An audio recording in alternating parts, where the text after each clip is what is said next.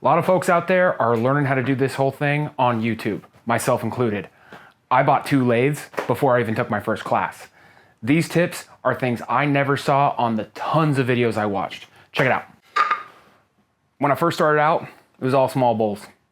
I thought it'd be easier. I don't know what I'm doing, so small bowls. I don't know.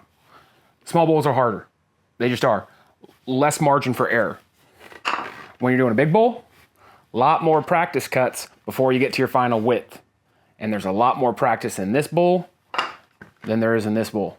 Chucks and jaws are numbered. If you can see right here, there's a 3. And on here, right there is a 3. Chucks are numbered. To make your bowl spin right, get the numbers right. You gotta find your people. Find a local club. Look it up online. The Wood Turners Association has lists of local clubs and stuff like that. It's easy to find. Usually the entry is a yearly fee that's cheap. You'll meet a lot of folks that know a ton about turning. Find them, pick their brain. A lot of times you get free wood at the club meetings too. It's pretty cool. Oh, phone's ringing. It's a wood turning friend. Oh, hey, making bowls? No way, crazy. Don't even think about starting the lathe without one of these things on. Face masks are the only way. Unless you want to get reconstructive surgery, safety glasses are not for the lathe. Gotta get the good stuff. After you've bucked up your first logs, cut it this way to make your blanks. Don't cut it from the top. If you cut it from the top down, it'll take way longer. I've got a lot of long days where I wasted my time trying to cut that way. Cut it this way. Save you a ton of time. It's true. Buy once, cry once. This is my first roughing gouge. Total crap. Garbage. The second gouge I bought though, been working flawlessly ever since the day I bought it. I know those cheap ones you can get in a pack of 600 for like $3. They're not worth it. Don't do it. Get the right tool. If you don't end up sticking with the trade, these hold their value. You can resell these on eBay and get most of your money back. Don't leave the pith. When you're carving out your blanks out of your log, don't leave the center of the wood. Get rid of it.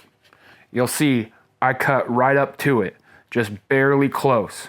If you leave it in while your stuff's drying, it'll warp, it'll crack, it'll get nasty. It won't dry the way you want it to. You'll have to glue it like crazy. If you want a nice dry bowl, get rid of the pith. When you're just getting started, you'll be looking at a lot of tools and it looks like a bunch of money. All you need is one gouge. I don't care if you're doing spindle work or bowl work. One bowl gouge. Doesn't matter the grind. There's a bunch out there. You'll find what works for you as you get going. But if you want to do a bowl start to finish, all you need is one good gouge. Same with spindle work. I'm no spindle turning expert, but I've done a lot of work with just a roughing gouge. It'll get a lot of work done for you. There might be other tools to do cool tricks or make things prettier, make it easier for you, but you can finish a whole job with just this tool.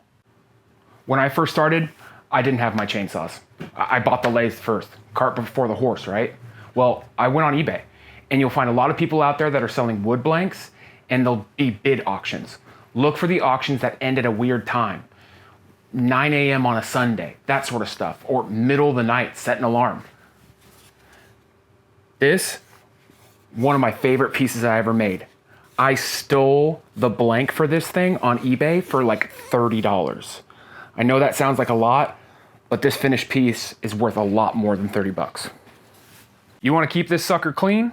WD-40 is a great tool for getting the rust and grime off of this thing, but it won't prevent it. It's a detergent. If you want to keep this thing clean, you gotta get a paste wax. This stuff, you just buff it on with a shop towel or like a paper towel or something like that, and it leaves a nice smooth film on here that protects water from getting on here and making it all rusty. There's a nice side benefit too. The tailstock and the banjo move all silky smooth once you got that nice film on. I'll put it on in between the lathes, on top of the lathes, rub it in my hair. It's good stuff. I'll put a link below so you can find this stuff for yourself. All right, dust masks.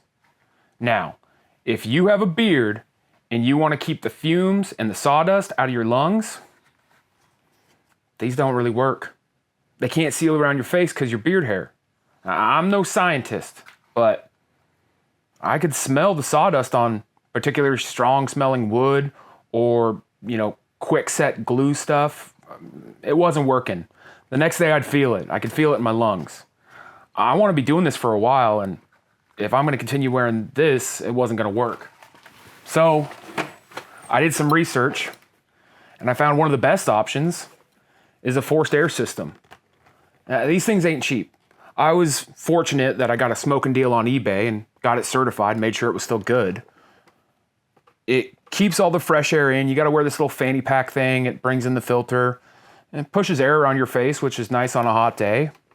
The built-in mask is awesome for if anything decides to go flying off the lathe. So if you got a beard, check these out.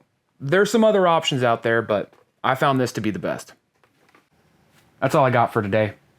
Now, you might have seen stuff like this before on YouTube, but I watched a lot of YouTube videos. I spent a lot of time on there trying to learn more about wood turning and woodworking in general, and I just hadn't ran into any of these. All the tips I shared today, I had to go and really dig and search and find out. Or one of the old timers of the wood club had to tell me how it works. If I missed some stuff that you think people really need to know, let me know in the comments. If you like what I said, hit the like button.